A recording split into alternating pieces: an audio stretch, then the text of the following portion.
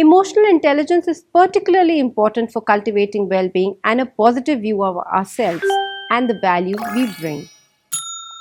Let's talk a little bit about using emotional intelligence to cultivate positive self-regard. Self-regard is the way we view ourselves and feel about ourselves.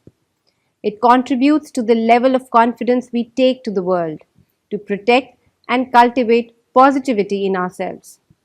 It's important to resist the habit of allowing negative emotions to influence this self regard. We must use our skills in emotional intelligence to self manage and view ourselves without judgment. This allows us to see the value we bring to the table with openness and confidence. If one has positive self regard, we stay motivated and are able to achieve our goals. So, how is happiness, success, emotional intelligence, psychological well being, all of this related?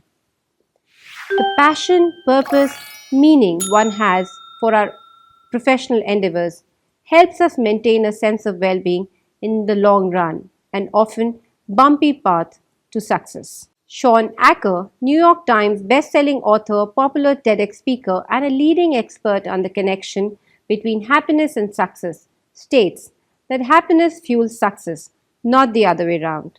In his book, The Happiness Advantage, he writes, "When we are positive, our brains become more engaged, creative, motivated, energetic, resilient, and productive."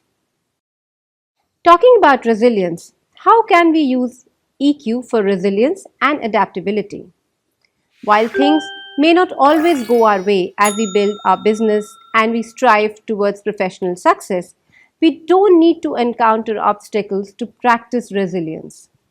Resilience is the ability to move and roll with the punches, to go with the flow, to adjust to new situations and environment.